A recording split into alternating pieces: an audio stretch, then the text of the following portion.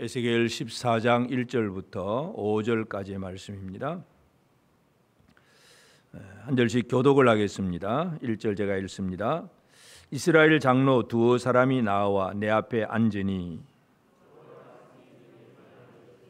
인자야, 이 사람들이 자기 우상을 마음에 들이며 죄악의 걸림돌을 자기 앞에 두었으니 그들이 내게 묻기를 내가 조금인들 용납하랴.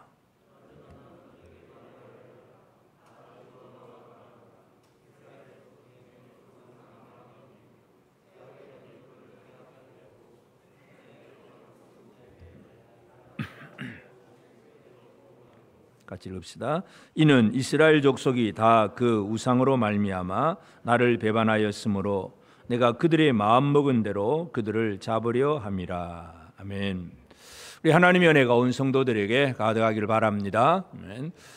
우리가 이 에스겔서를 보면 하나님께서 이 바벨론에 포로된 이스라엘 백성들, 그 유다 백성들을 이제 아직도 이제 멸망당하기 직전인 예루살렘 사람들과 함께 이제 서로 그 가운데서 지나오면서 앞으로 다시 회복될 그 나라를 위해서 하나님께서 준비하고 계신다는 것을 알 수가 있습니다. 그래서 에스겔을 통해서 멸망 직전인 예루살렘에 있는 그 성전 안에 가득한 우상들, 그런 것들을 보여주셨고, 그래서 그 예루살렘은 그 보이는 우상으로 말미암아 그들은 망할 것이다, 그 말씀을 해주셨습니다. 그러면 이제 바벨론의 포로로 와 있는 이 백성들, 이들에게는 이런 우상은 없습니다. 그러나 그들이 살아가는 삶의 환경은 바벨론 제국에 많은 우상들은 있습니다. 그래서 그 많은 우상들이 있어서 우상 때문에 우리나라가 망했는데 또 여기 와서 우상 생길 수는 없다 하는 그런 마음은 분명히 가질 수가 있습니다. 근데 한 가지 문제는 뭐냐 하면 보이는 우상은 섬기지는 않는데 내 안에, 내 속에 우상이 있을 수 있다는 것, 오늘 우리가 이것을 함께 살펴보기를 원합니다. 하나님께서 이제 이 에스겔을 통해서 그 예루살렘의 그 거짓 선지자들 그런 얘기들을 쭉 해주셨습니다. 13장까지. 그래서 이 예언하는 자들, 거짓 예언하는 자들, 그렇게 많은 얘기를 해주셨는데, 그런 얘기를 하고 나니까 이스라엘 장로 두어 사람을, 포로되어 있는 그 사람들 중에서 대표자 몇 사람이 이제 에스겔을 찾아 나와서 여호와께 묻습니다. 앉아서 이 하나님 뭐라고 말씀하시느냐 좀 가르쳐 달라. 이 물어본다는 거, 이 물어본다는 것은 지금도 어떤 사람들은 예를 들어서 점쟁이한테 가서 물어보러 가는 사람도 있고, 또 어디 그냥 산기도 가서 열심히 뭔가 물어보려고 하는 사람도 있고, 뭔가 하여튼 자기 문제를 가지고 가서 해결해 보려고 하는 사람들이에요. 그래서 이스라엘 장로 두어 사람이 에스겔 선지자에게 이제 찾아와서 물어보는데, 하나님의 응답이 뭐냐 하면 3절에 인자야, 이 사람들이 자기 우상을 마음에 들이며 죄악의 걸림돌을 자기 앞에 두었으니 그들이 내게 묻기를 내가 조금인들 용납하랴. 자기 우상, 자기 그 죄악의 걸림돌이 있는데 여호와여 그런다고 하나님 앞에 나와서 묻는다고 내가 대답해 줄 것 같으냐? 대답 안 해준다, 그 말이에요. 용납하랴, 대답 안 해주겠다. 오히려 그들이 가지고 있는 그 속에 있는 우상, 그 우상의 그 4절 뒤에 보면 우상의 수요대로 보응하리니, 우상의 수요대로 보응을 할 것이다, 벌 줄 것이라는 말씀이에요. 그래서 이 이스라엘 장로들이 에스겔 선지자를 향해서 나아가서 물어보다가 오히려 큰 코 다치는 그런 광경을 오늘 우리가 이 본문의 말씀을 통해서 보게 됩니다. 오늘 우리 믿는 성도들을 가만히 보면 눈에 보이는 우상을 섬기는 사람은 없다고 와집니다. 물론 모르지요. 혹시 집 앞 숨겨놓고 우상을 숨겨놓고 섬기는 사람이 있는지 그건 제가 알 수는 없지만, 적어도 겉으로 우리 예수 믿는 성도들이 우상을 숭배하지는 않을 것이라고 분명히 믿습니다. 과거에 일제시대에 그 신사참배라고 하는 우상이 들어왔을 때에 한국교회가 무너지잖아요.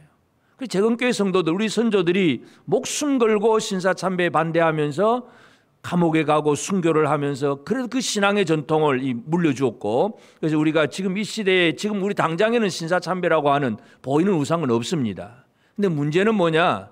보이지 않는 우상이 우리 속에 들어올 수 있다는 것, 이것은 지금도 우리에게 있어서 심각한 문제입니다. 그래서 보이는 우상은 눈에 보이니까 이건 아니야 하고 쉽게 거절할 수 있는데, 물론 그것도 쉬운 게 아닐 수 있습니다. 일제시대에 막 총칼을 갖다 대고 절하라고 하니까, 죽인다고 하니까 그냥 절을 하는 사람들도 생겼지만, 그러나 하여튼 보이지 않는 우상을 없앤다는 것, 이게 그렇게 쉬운 일은 아니에요. 그러나 오늘 우리는 하나님께서 뭘 원하시는가를 다시 한번 정확하게 기억할 필요가 있겠습니다. 하나님은 그 마음의 우상을 가지고 있는 자들이 하나님 앞에 물으러 나왔을 때에 그것을 허락하지 않으시는 하나님이십니다. 그래서 하나님은 사람 속에 무엇이 있는가를 알고 계신다는 얘기죠. 오늘도 이 시간 예배를 우리가 함께 예배 드리는데, 우리는 옆에 그냥 성도들, 집사님, 권사님 나왔네, 이 정도밖에 안 되지만, 하나님은 우리의 마음 속을 살피시는 하나님이라는 것, 이것을 우리는 먼저 기억을 해야 됩니다. 우리가 하나님 앞에 예배를 드린다고 할 때에 내 중심을 살펴보시는 하나님, 내 속에 무엇을 가지고 있는가를 하나님은 정확하게 보고 계신다는 이 사실을 결코 잊어서는 안 됩니다. 이스라엘 장로들이 에스겔 선지자에게 물으러 왔을 때에 그들 안에 자기 우상을 마음에 들이며 죄악의 걸림돌을 자기 앞에 두었다, 이렇게 분명히 하나님 말씀을 합니다. 시편 50편 21절에 보면 이 하나님이 어떤 하나님이신지 아삽의 시편은 이런 얘기를 합니다. 내가 이 일을 행하여도 내가 잠잠하였더니 네가 나를 너와 같은 줄로 생각하였도다. 그러나 내가 너를 책망하여 내 죄를 내 눈앞에 낱낱이 드러내리라 하시는도다. 하나님은 어떤 분입니까? 우리의 죄를 우리의 눈앞에서 낱낱이 드러내시는 하나님. 우리는 내가 숨겨놓은 죄를 다른 사람은 잘 모릅니다. 그러면 죄 안 지은 척 할 수 있습니다. 그런데 하나님은 어떤 하나님이시냐? 하나님은 우리의 속에 있는 죄를 다 드러내시는 하나님. 우리 안에 있는 어떤 잘못이 있는가를 하나님은 다 알고 계신다는 사실을 우리는 결코 잊어서는 안 됩니다.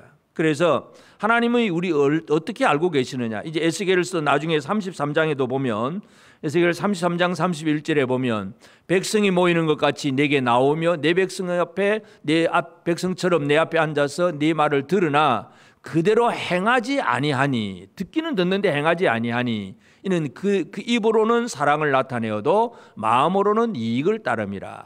하나님은 하나님 앞에 나오는 자들이 어떻게 나와 있는지를 잘 알고 계세요. 말씀은 듣는데 말로는 아멘을 했는데 행하면은 없다.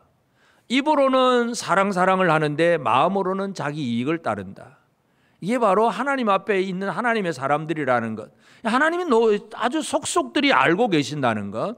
하나님은 우리의 속을 지금도 알고 계신다는 것을 분명히 기억을 해야 됩니다. 내가 지금 어떤 처지에 있고 어떤 행동을 하고 어떤 자세로 나와 있는지 하나님은 내 속마음을 알고 계신다는 것.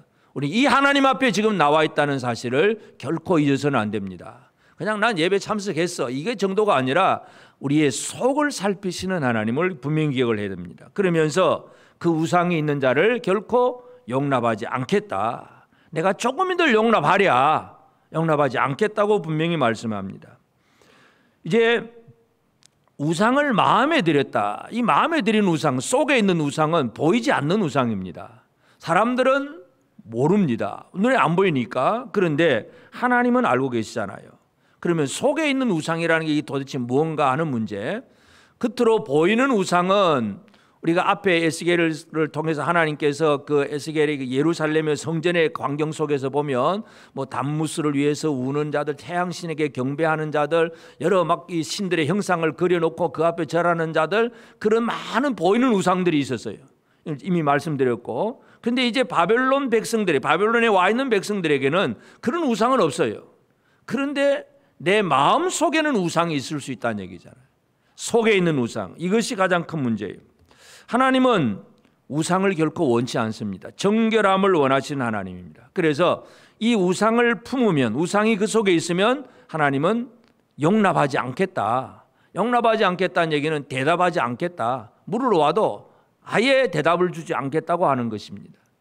가장 대표적인 사람이 이제 이스라엘 첫 번째 왕 사울 왕인데, 처음에 사울은 하나님의 성령도 충만함을 체험하기도 하고 하나님의 그 선지자처럼 예언도 하기도 하고 그런 일들을 하기는 했어요. 그런데 마지막에 가보면 사울이 하나님의 말씀에 불순종한 결과가 뭐냐면 하나님의 영이 떠나버립니다. 영이 떠나고 나면 그 다음에는 이제 블레셋과 전쟁이 벌어졌는데 하나님 앞에 물어봅니다. 물어보는데 하나님은 꿈으로도 보여주지 않고, 제사장한테 가서 물어보면 우림으로도 어떤 표시도 전혀 나타나지도 아니하지요. 선지자도 없지요. 아무리 물어도 대답해 줄 리가 없습니다. 그러니 사울왕이 어디를 갑니까? 박수무당을 찾아갑니다. 자기가 전에 쫓아냈던 무당을 찾아가가지고 안 되니까 죽은 사무엘의 영을 좀 불러 올려달라고 이 초혼 접신술을 하는 그런 이 무당을 찾아가서 그런 얘기합니다. 그래서 성경에 보면 사무엘상 28장 16절에 보면 사무엘이 이르되 여호와께서 너를 떠나 내 대적이 되셨거늘 내가 어찌하여 내게 묻느냐. 사무엘이 말을 하는데 물론 이것은 살아있는 사무엘이 아닌 이미 사무엘은 죽었습니다. 죽은 상태고 사무엘의 영어로 가장한 귀신이 나와서 사울에게 지금 대답해 주는 거예요. 귀신이 나와가지고 여호와께서 너를 떠나서 내 대적이 되셨는데 네가 어찌하여 내게 묻느냐. 할 말 없다. 너는 죽을 거다. 하나님의 응답을 이 귀신이 그렇게 얘기를 해줍니다. 하나님 앞에 버림받는 것이 바로 그와 같은 처지가 되는 것입니다. 하나님 앞에 용납받지 못하고 응답받지 못한다는 것은 얼마나 불쌍한 사람인지 모릅니다. 여러분, 우상이 가득하면, 내 안에 다른 것이 가득하면, 하나님 섬김이 아닌 다른 것이 가득하면 결코 하나님 앞에 응답받을 수 없다는 사실을 분명히 기억을 해야 됩니다. 그러나 우상을 버리고 하나님께로 돌아오기만 하면 하나님은 또 용납해 주시는 하나님이세요. 룻기를 보면 모압 여인 룻 얘기가 나오는데, 원래 모압 족속은 신명기에 보면 이 모압이나 암몬 족속은 이스라엘 총에 들어올 수 없는 민족이에요. 그런데 그 룻이 자기가 이제 결혼을 하고, 물론 이제 남편이 죽었지만 그러나 시어머니를 따라서 이제 유대 땅으로 들어옵니다. 그때에 베들레헴에 있는 그 보아스가 룻을 영접을 해줍니다. 룻기 2장 12절에 보면 여호와께서 네가 행한 일에 보답하시기를 원하며 이스라엘의 하나님 여호와께서 그의 날개 아래 보호를 받으러 온 내게 온전한 상 주시기를 원하노라. 그래서 보아스는 그 룻을 영접을 해줍니다. 모압 여인은 결코 이스라엘 속에 들어올 수가 없는 것이 신명기의 율법이에요. 그런데 보아스는 그것을 허락을 해줍니다. 우상을 버리고, 모압의 우상을 버리고 여호와께로 돌아오면 그가 어떤 출신이든 어떤 민족이든 어떤 사람이든 상관없이 하나님은 용납해 주셔요. 그러나 속에 우상이 가득하면, 이스라엘 민족이라 할지라도 우상이 가득하면 하나님은 그들을 허락하지 않고 대답하지 않으신다는 것 분명히 강조합니다. 그래서 하나님은 이 우상을 결코 용납하지 않는다는 사실을 우리는 기억을 해야 됩니다. 우리 속에 있는 것이 무언가를 알고 그것에서 다른 우상이 있다고 할 때에 하나님은 그것을 결코 용납하지 않습니다. 용납하지 않을 정도가 아니라 그 다음에 4절 뒤에 보면 그 우상의 수효대로 보응하신다. 나 여호와가 그 우상의 수효대로 보응한다. 이게 수효대로 하는 그 말은 의미냐면, 로브라고 하는 단어는 풍성하다, 탁월하다, 위대하다, 거대하다, 그런 단어예요. 그러니까 우상이 얼마나 많으냐 이거죠. 우상이 한두 가지가 아니고 우상이 풍성해요. 아주 거대한 우상이에요. 이것이 마음속에 꽉 자리 잡고 있다는 이 표현입니다. 그래서 우상의 수효대로 보응하리니, 우상의 숫자, 우상의 크기가 대단하다는 것을 분명히 강조합니다. 하나님은, 심판하시는 하나님은 사람의 죄의 정도에 따라서 심판을 하세요. 모든 걸 정확하게 알고 계시기 때문에 죄의 정도에 따라서 심판을 합니다. 그래서 하나님께서 아브라함에게 이제 그 가나안 땅을 주신다고 약속을 하셨을 때에 바로 즉시 주질 않고 어떤 말씀을 하세요. 창세기 15장 16절에 보면 내 자손은 4대 만에 이 땅으로 돌아오리니 이는 아모리 족속의 죄악이 아직 가득 차지 아니함이니라. 하나님이 가나안 땅을 아브라함에게 주겠다고 약속을 했는데 애굽에 그 후손들이 애굽에 내려갔다가 4대 만에 돌아오면 그때 줄 거라는 거죠. 왜? 이유가 뭡니까? 이는 아모리 족속의 죄악이 아직 가득 차지 아니함이니라. 죄악이 하나님은 가득 차기를 기다렸다가 심판하시는 하나님. 그래서 아모리 족속의 죄악이 있는데 분명히 그들은 망할 족속인데도 아직은 그래도 여지가 있다, 봐줄 여지가 있다 이거죠. 그래서 하나님께서 아브라함에게 4대 만에 돌아와서 이 땅을 차지하게 될 것이다, 분명히 얘기를 합니다. 하나님은 사람의 죄악의 가득함에 대해서 분명히 알고 계세요. 노아 홍수도 왜 망하느냐? 죄악이 가득하니까 그렇습니다. 창세기 6장 5절에 보면 여호와께서 사람의 죄악이 세상의 가득함과 그의 마음에 생각하는 모든 계획이 항상 악할 뿐임을 보시고, 그래서 노아 홍수가 일어나고 온 세상이 물로 심판을 받습니다. 죄악이 가득할 때 마지막 심판이 임합니다. 그래서 이 이스라엘의 장로들의 그 우상의 수요대로 이 우상이 지금 너무나 가득하다는 얘기죠. 이건 결국은 심판 직전이라고 그렇게 말씀하는 말씀이기도 합니다. 그래서 하나님은 결코 우상을 용납하지 아니하고 속에 우상이 있는 자를 하나님은 결코 받아들이지 않습니다. 그러나 주께로 돌아오는 자를 하나님은 또 용납을 해주시는데, 우리가 하나님 앞으로 나와서 묻고 하나님 앞에 응답받을 수 있는, 하나님이 용납해 주시는 사람이 되는 길은 다른 길이 없습니다. 무슨 길밖에 없습니까? 예수밖에 없습니다. 예수 그리스도는 우리가 죄인이 하나님 아버지 앞에 나아갈 수 있는 길을 열어주시는 분이 바로 예수 그리스도예요.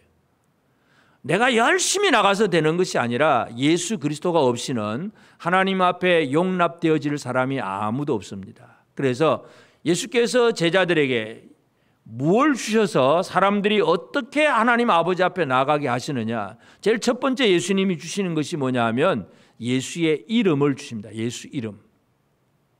제자들에게 예수님께서 그 이름을 줍니다. 요한복음 14장 13절 14절에 보면 너희가 내 이름으로 무엇을 구하든지 내가 행하리니 이는 아버지로 하여금 아들로 말미암아 영광을 받으시게 하려 함이라. 내 이름으로 무엇이든지 내게 구하면 내가 행하리니. 쉽게 말해서 이런 표현이에요. 우리는 실제 우리의 실제 삶입니다. 근데 우리는 완벽한 사람이 아무도 없잖아요. 의인은 없나니 하나도 없다. 이 세상의 율법의 말씀을 100% 지킬 수 있는 사람이 있느냐? 아무도 없습니다. 모든 사람들이 뭔가 흠과 틈이 있습니다. 크고 작음의 차이는 있겠지만, 그래서 이것 가지고 하나님 나왔어요 해봐야 하나님 눈에는 그게 다 드러나 보이잖아요. 용납하실 수가 없습니다. 그래서 예수님이 주신 게 뭐냐 하면 예수라고 하는 이름의 포장지예요. 딱 예수 이름 포장지에 딱 싸서 하나님 아버지 앞에 나아갈 때 하나님은 오케이 하십니다. 여러분, 예수 이름이 우리에게 얼마나 귀중한 것인가를 다시 한번 기억해야 됩니다.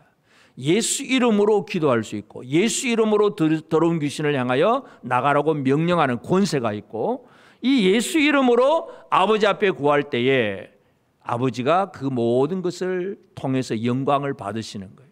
그래서 오늘 우리는 예수님이 사람들이 아버지 앞에, 하나님 아버지 앞에 나올 수 있도록 하시는 것이 뭐냐, 그 이름을 주셨다는 거. 이미 예수 이름을 가지고 나가는 사람은 이미 그 안에 있는 우상이 제거된 사람이다. 우리가 그렇게도 이해할 수 있습니다. 여러분, 예수 이름으로 아버지 앞에 나오고 계십니까? 나왔어요 하는데 자기 개인의 이름, 내가 이만큼 했어요, 나 이만큼 열심히 잘했어요, 나는 이거 지키고 이거 열심히 했어요, 내 이름 가지고 아무리 나와봐야 하나님은 본척만척입니다. 왜냐하면 우리 속에 모든 걸 알고 계시기 때문에, 우리가 속에 있는 악함을 알고 계시기 때문에 우리 이름으로 가봐야 하나님 아버지 앞에 용납될 수가 없어요. 예수 이름으로 나가는 것, 이 일이 우리에게 열려졌다는 이 놀라운 복을 다시 한번 꼭 누리기를 바랍니다. 이 복이 있는데도 사용을 못하면 이건 또 이제 우리의 잘못이죠. 예수님은 그 이름을 주셨고, 또 한 가지 예수님께서 주신 것은 뭐냐 하면 보혜사 성령을 우리 가운데 보내주십니다. 제자들에게 성령을 보내주신다 그러잖아요. 이 성령은 우리가 하나님 아버지 앞에 나아가게 하시는 힘입니다. 능력입니다. 에베소서 2장 18절에 보면 이는 그로 말미암아 우리 둘이 한 성령 안에서 아버지께 나아감을 얻게 하려 하심이라. 이 우리 둘이라고 하는 것은 사도 바울이 에베소서를 쓸 때에 에베소 교회 성도들은 한쪽은 유대인 성도들, 한쪽은 이방인 성도들. 그러니까 유대인 성도들은 율법을 잘 알고 어릴 때부터 율법을 아는 사람들, 이방인들은 하나님을 전혀 몰랐고 우상 숭배하던 사람들, 그들이 다 함께 지금 예수를 믿는 거예요. 에베소 교회 성도들. 그러면 다 같이 믿기는 믿지만 지금까지 살아왔던 삶의 배경이 전혀 다르다 보니까 늘 부딪히고 늘 문제가 생겨요. 그런데 한 성령은 어떻게 하시느냐? 우리 둘을 한 성령, 유대인 성도들이나 이방인 성도들을 하나로 묶어서 아버지께 나아갈 수 있게 하시는 것이 바로 성령님이세요. 저와 여러분이 다릅니다. 옆에 있는 분하고 여러분 같습니까? 다 다르잖아요. 그런데 우리가 왜 한 아버지 앞에 나올 수 있느냐? 한 성령으로 말미암아. 예수께서 보내주신 보혜사 성령, 또 다른 보혜사를 내가 보내주겠다. 그 보혜사 성령을 통해서 우리 사람들이 다 다르지만 한 성령으로 아버지 앞에 나오는 거예요. 하나님은 우리 안에 무엇이 있는가를 보십니까? 우상도 보시지만 우리 안에 성령이 계시다는 것도 하나님은 보십니다. 우리 안에 성령이 거하시면 하나님은 인정하실 수밖에 없어요. 내 안에 성령이 가득하게 될 때에 하나님은 우리를 인정하십니다. 예수 이름으로 나오는 자들, 하나님의 성령으로 나오는 자들을 하나님은 인정하십니다. 구약의 여호수아에 대해서 하나님께서 그렇게 말씀을 하는데 민수기 27장 18절에 보면 여호와께서 모세에게 이르시되 눈의 아들 여호수아는 그 안에 영이 머무는 자니 너는 데려다가 그에게 안수하고. 그러니까 모세가 자기 후계자 때문에 기도할 때에 하나님께서 여호수아가 있지 않냐 이거죠. 여호수아는 그 안에 영이 머무는 자다. 그 안에 성령이 머무는 자다. 너는 데려다가 그에게 안수하고 그를 너희 후계자로 삼으라. 하나님 그렇게 말씀을 하세요. 우리 안에 영이 가득한 사람을 하나님은 인정해 주십니다. 여러분은 하나님 앞에 인정받는 분들입니까? 거절당하는 분들입니까? 인정을 받으십니까? 대답을 잘 못하십니까? 내 안에 영이 있는지 없는지도 모르겠습니까? 내 안에 영이 가득하십니까? 하나님의 성령이 내 안에 가득하고 그것 때문에 우리는 아버지 하나님 앞에 나아갈 때 인정받고 용납받을 수 있다는 것. 예수 그리스도가 우리에게 베푸신 놀라운 은혜예요.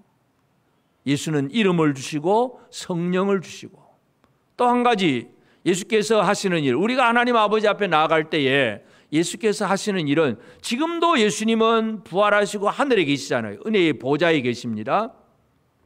그 보좌 우편에서 예수님이 하시는 일이 뭐냐 하면 우리를 위해서 중보하고 계시는 거예요. 중보기도 하고 계십니다. 히브리서 4장 15절 16절 우리가 며칠 전에 승천절 예배 때 드렸던 말씀인데 자, 우리에게 있는 대제사장은 우리의 연약함을 동정하지 못하실 리가 아니요 모든 일에 우리와 똑같이 시험을 받으신 이로되 죄는 없으시니라. 그러므로 우리는 긍휼하심을 받고 때를 따라 돕는 은혜를 얻기 위하여 은혜의 보좌 앞에 담대히 나아갈 것이니라. 우리에게 승천하시니 예수 그리스도가 계시는데 그분은 대제사장입니다. 그분은 대제사장으로서 우리의 연약함을 동정하지 못하실 분이 아니다. 사람이 되어서 이 땅에 오셔서 십자가에 죽기 전까지 많은 고난을 당하시고 죽음까지 맛보신 분이에요. 그러면서 부활하고 승천하신 예수님, 우리를 동정하지 못하실 분이 아니에요. 우리를 동정하시는 분입니다. 우리와 똑같이 시험을 받은데 죄는 없습니다. 그런데 우리가 하나님 앞에 은혜의 보좌 앞에 나아갈 때에 긍휼하심을 받고 때를 따라 돕는 은혜를 얻게 하여 은혜의 보좌 앞에 담대히 나아갈 것이니라 그랬습니다. 예수 그리스도는 은혜의 보좌에 계신 분이에요. 우리가 하나님 아버지 하나님의 보좌에 나아가게 되면 이 보좌 우편에 계신 예수님, 은혜의 보좌에서 예수님이 하시는 일이 뭐냐 하면 우리를 알아주시는 거예요. 우리를 동정해 주시는 분이에요. 예를 들어서 율법의 기준으로 우리를 바라보고 하나님이 우리를 판단하시면 아까도 말씀드렸듯이 아무도 완벽하게 하나님 앞에 오케이 될 사람이 아무도 없습니다.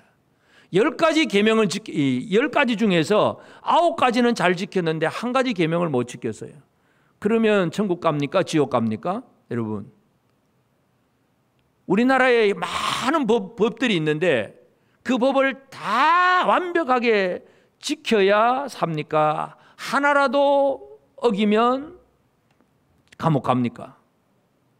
하나라도 어기면 벌금을 내든 감옥을 가든 그렇지. 99가지 지켰다고 죄 없다 그렇게 얘기하지 않아요. 하나라도 어기면. 법의 기준은 그렇습니다. 우리가 하나님 아버지 앞에 나갈 때 법의 기준으로 보면 우리 모두가 결코 용납될 수 없는 사람이에요. 그러면 옆에 계신 예수님이 뭐라 그럽니까? 아버지께, 아버지, 이 사람 내 이름으로 예수 믿는 내 백성이에요. 내가 사랑하는 사람이에요. 이 사람 진짜 힘들어서 그랬고 아파서 그랬고 이 사람 참 몰라서 그러니까 용서해 주세요. 옆에서 동정해 주시는 분이에요. 동정해 주시는 분. 그분 때문에 우리가 아버지 앞에 용납되어진다는 거예요. 예수 그리스도 안에서 우리가 하나님 아버지 앞에 나아간다는 게 얼마나 귀한 일인지 모릅니다. 여러분은 예수 그리스도 안에서 하나님 아버지 앞에 나아간다는 사실 확신하고 계십니까? 하나님은 우상을 용납하지 않는 분입니다. 그런데 예수의 이름, 예수의 보내신 성령, 그리고 예수님의 그 중보의 기도, 이러한 것들이 우리가 하나님 아버지 앞에 나아갈 수 있게 길을 열어주셨다는 사실, 이것을 믿으시길 바랍니다. 우리가 믿고 사는 게 다른 거 없어요. 이거 믿고 사는 거예요. 우리가 물론 아무렇게나 살아라 이 얘기는 아니에요. 그러나 아무리 잘 지키려고 애를 써도 완벽하게 법을 다 지킬 수 있는 사람은 아무도 없습니다. 오직 예수의 이름으로, 예수의 성령으로, 그리고 예수의 중보하시는 그 은혜로 말미암아 우리가 은혜의 보좌 앞에 나아가서 아버지 앞에 나아가서 묻기도 하고 대답을 들을 수도 있는 이 놀라운 은총이 주어지는 것입니다. 이 예수 없이는 어느 누구도 살아갈 수 없다는 사실을 다시 한번 기억하게 되기를 바랍니다. 그러면 이제 우리는 우리 안에 있는 이 우상을 제거하고 하나님 아버지 앞에 나아가야 됩니다. 물론 예수 안에서 이루어지는 일이지만 그렇다고 해서 나는 이제 입으로만 믿습니다 이래가지고 되는 게 아니라 실제적인 예수 안에서 살아가는 삶이 어떤 삶이냐. 하나님이 원하시는 것은 진실한 삶을 원합니다. 첫째, 진실한 삶. 자기 속에 우상이 있는 사람은 형식적인 사람입니다. 겉으로는 믿는 것 같아요. 근데 속에는 우상이 있어요. 이는 겉으로는 잘 믿는 것 같아 보이기 때문에 형식만 보면 괜찮아 보입니다. 그런데 속은 우상입니다. 하나님은 중심에 진실함을 원합니다. 사도 바울이 유대인들의 잘못에 대해서 지적을 할 때 로마서 1장에서 보면, 로마서에 보면 2장 28절 29절에 보면 무릇 표면적 유대인이 아니요 표면적 육신의 할례가 아니니라 오직 이면적 유대인이 유대인이며 할례는 마음에 알지니 영에 있고 율법 조문에 있지 아니한 것이라 그 칭찬이 사람에게서가 아니요 다만 하나님에게서니라. 그러니까 유대인들의 문제는 겉으로 볼 때에는 표면적으로는 잘 믿는 하나님의 백성이에요. 근데 이면적으로 뒷면을 까보면 내면을 쳐다보면 그 안이 엉망이란 얘기죠. 그 안에 탐심이라든지 비판이라 남을 향한 미움이라든지 뭐 다른 것들이 가득 차 있는 거예요. 그래서 이 사도 바울은 이 유대인들의 잘못, 이방인들은 보이는 우상을 섬겼지만 유대인들은 보이는 우상은 없는데 이면적인 삶 속에 하나님이 없는 생활을 살고 있다는 것, 그 죄악을 얘기를 합니다. 예수 그리스도는 외식에 대해서 외식하는 자를 저주하십니다. 예수님은 사랑의 예수님이지만 외식하는 자, 자기가 형식적으로 믿는 척하고 그리고 그것 가지고 나는 괜찮아 하고 자기 스스로 속인다든지 잘 믿는 것 같이 남들에게 인정받으려고 하는 그 외식하는 자를 예수님은 저주하십니다. 화 있을진저 저주하십니다. 그러면 우리가 해야 될 일이 뭐냐? 진실함입니다. 중심의 진실함을 하나님이 원하십니다. 오늘 우리가 예배 드리는 거, 우리가 신앙생활하는 거, 속과 겉이 다른 게 아니에요. 겉과 속이 똑같아야 돼요. 요즘 유행하는 말 중에 보면 수박 그런 얘기 하잖아요. 수박이 나타 말하는 언어가 뭐예요? 속은 빨간데 겉은 파랗다 이거죠. 뭔가 이 정치 가지고 그렇게 하는 얘기들이지만 하여튼 오늘 우리 하나님 앞의 삶은 뭐냐 하면 내면적인 삶과 형식적인 삶이 일치가 되어서 하나님 앞에 진짜 형식화된 삶이 아니라 진짜 내면적인 진실한 삶을 하나님이 원하신다는 것, 이걸 결코 잊어버려서는 안 되겠습니다. 매일매일의 삶 속에서 겉으로만 하는 척하는 사람이 아니라 진짜 예배드리고 진짜 믿음 생활하는 이러한 우리가 되어지길 바랍니다. 옆 사람하고 한번 얘기합시다. 우리 하는 척만 하지 맙시다. 예배 드리는 척만 하지 말고 뭔가 봉사하는 척만 하지 말고 진짜 진실함으로 살아가는 것, 하나님 앞에 온전한 진실함의 삶을 꼭 살게 되기를 바랍니다. 그리고 우리는 하나님께서 가장 원치 않는 것이 바로 우상이잖아요. 우상. 하나님만을 섬겨야 되는데 하나님이 아닌 다른 것을 섬기면 그것이 우상입니다. 그래서 우상을 구별하는 구별된 삶을 또 우리가 살아가야 됩니다. 이스라엘이 하나님 앞에서 살게 될 때에 하나님이 이제 애굽에서 나왔잖아요. 애굽에 많은 우상들이 있었는데, 물론 그 우상을 이스라엘 민족이 다 섬기기는 안 했지만, 하여튼 그날 우상에게 있는 곳에서 나와서 또 가나안 땅으로 들어가 보면 또 가나안 땅에도 우상이 가득해요. 하여튼 곳곳마다 우상이 가득해요. 그래서 하나님께서 주셨던 그 말씀, 출애굽기 34장 15절에 보면, 너는 삼가 그 땅의 주민과 언약을 세우지 말지니 이는 그들이 모든 신을 음란하게 섬기며 그들의 신들에게 제물을 드리고 너를 청하면 네가 그 제물을 먹을까 함이며. 자, 이스라엘 사람들이 이제 이와 같은 이제 하나님의 말씀을 들었는데, 근데 나중에 가보면 결국 이 말 그대로를 또 실패를 합니다. 자, 그 땅 주민과 언약을 세우지 말라. 그 가나안 땅을 차지를 하고 나면 진멸을 해야 되는데, 나중에 진멸을 안 하고 그냥 적당히 섞여 삽니다. 노예로 부리기도 하고 뭐 종으로 삼기도 해가지고 다른 민족과 섞여 살다 보면 그들은 다른 신을 섬기고 있어요. 음란하게 그 신을 섬깁니다. 그러면서 제물을 막 드리고 잔치를 벌입니다. 축제를 합니다.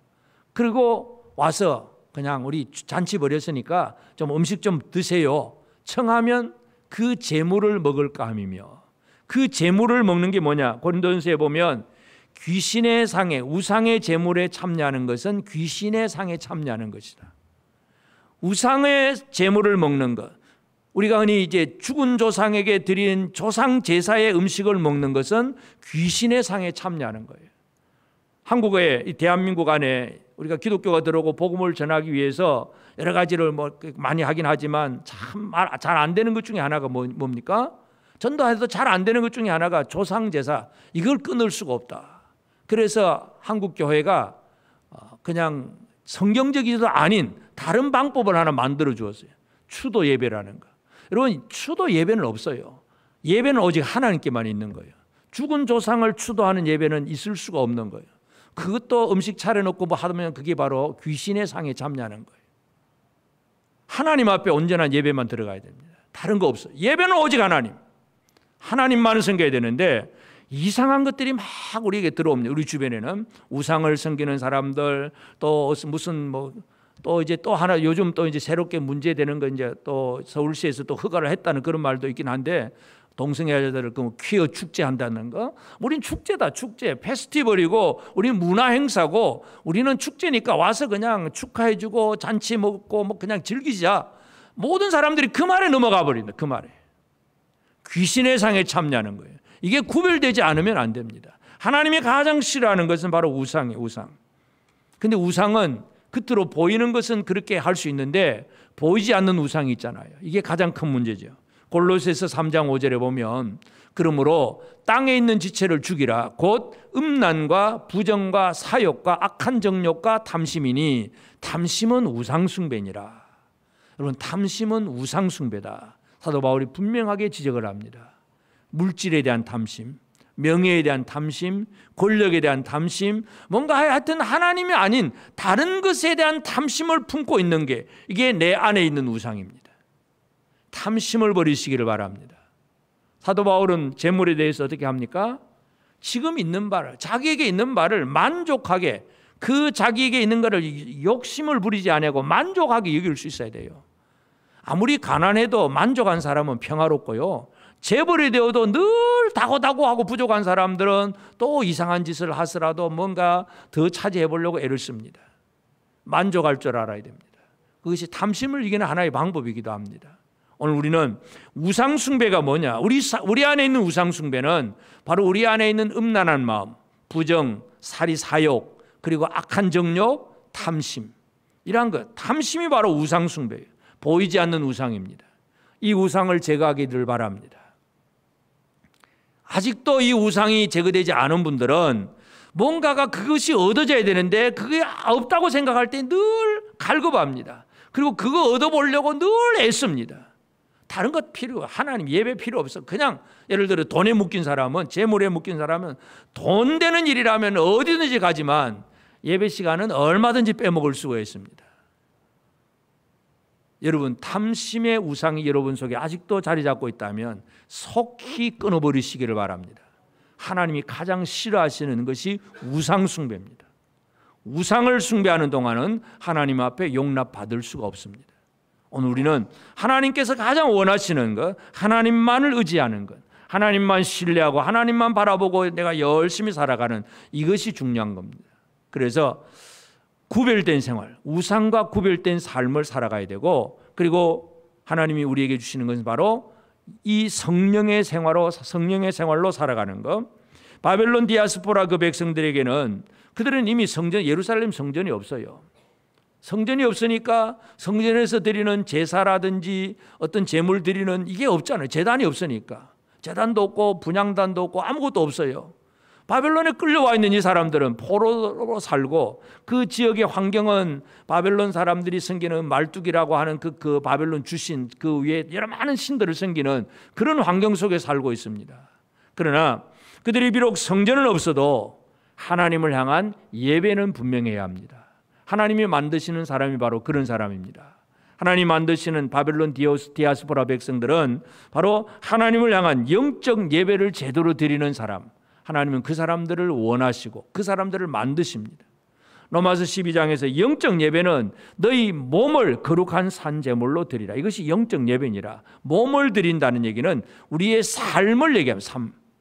일상생활 속에서 하나님 앞에 드려진 자로 살아가는 것, 이것이 오늘 우리가 살아가야 될 생활인데, 이 일은 어떻게 이루어집니까?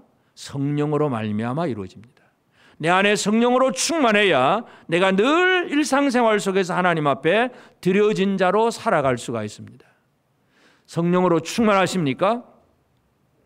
아멘은 할 줄도 몰라서 안 한 건지 잊어버려서 안 한 겁니까? 성령 충만하기를 원하십니까? 아멘! 성령 충만하기를 원하십니까? 아멘! 입술을 열어서 아멘으로 고백하고 받아들이시기를 바랍니다. 성령으로 충만하지 않으면 어떻게 되는 줄 아십니까? 귀신 충만이 되는 거예요. 성령 충만이 안 되면 귀신 충만입니다. 마태복음을 보면 그렇습니다. 마태복음 12장 45절에 보면 예수님이 그런 얘기를 합니다. 어떤 사람 속에 이제 귀신이 들어서 귀신을 내쫓았는데, 귀신이 나가서 물 없는 곳으로 다니다가 쉴 곳을 구하다가 쉴 곳이 없어서 다시 와봅니다. 와보니까 이 사람 속에 깨끗하게 소재가 되었어요. 더러운 거 다 없애고 이제 뭔가 소재는 청소는 됐는데 충만한 게 없어요. 가득 차인 게 없어요. 이에 가서 저보다 더 악한 귀신 7을 데리고 들어가서 거하니 그 사람의 나중 형편이 전보다 더욱 심하게 되느니라. 이 악한 세대가 또한 이렇게 되리라. 성령으로 충만해 있지 않으면 귀신이 나갔다가도 다시 들어옵니다. 들어오는데 그냥 혼자 들어오는 게냐? 더 악한 귀신 7을 데리고 들어옵니다. 귀신 충만이 되어버립니다. 여러분, 성령 충만으로 살기를 원하십니까? 귀신 충만으로 살기를 원하십니까? 성령 충만, 당연한 거죠. 하나님의 영으로 충만하시기를 바랍니다. 그래야 일상의 삶 속에서 하나님 앞에 내 삶을 드리는 영적 예배가 이루어지는 것이고, 그 사람을 하나님이 받으시는 거예요. 하나님 받으시옵소서 말 한마디 했다고 받는 게 아니라 일상의 삶 속에서 하나님의 성령으로 말씀으로 충만한 삶을 살아낼 때에 이것이 바로 하나님 앞에 드려진 자의 생활입니다. 우리는 예수 안에서 하나님 앞에 용납되어진 성도들입니다. 예수로 말미암아 그 이름을 받았고 예수님이 보내신 성령을 받았고 지금도 중보해 주시는 예수님으로 말미암아 우리는 하나님 아버지 앞에 나아가는 사람들입니다. 그러므로 이 하나님 아버지 앞에 나아갈 수 있는 복을 받았다는 게 얼마나 귀한 일인지 다시 한번 기억하게 되기를 바랍니다. 그래서 우리에게서 빠져나갔던 우상이 다시 들어오지 못하도록 늘 깨어서 성령으로 충만한 삶을 잘 유지를 해나가야 됩니다. 눈에 보이는 우상, 물론 그것도 당연히 우리가 거절을 해야 되겠지만 내 안에 자리 잡고 있는 숨어있는 우상, 남들이 모르는 우상들이 스스로 아직도 깨닫지 못하지만 말씀 안에서 이게 우상이구나 하고 깨달았다면 그 우상을 이 시간 속히 제거하시기를 바랍니다. 그래야 하나님 앞에 용납되어진 사람들입니다. 하나님은 그런 사람들을 만들어서 그들을 다시금 예루살렘으로 회복시켜서 하나님의 나라를 만드시는 거예요.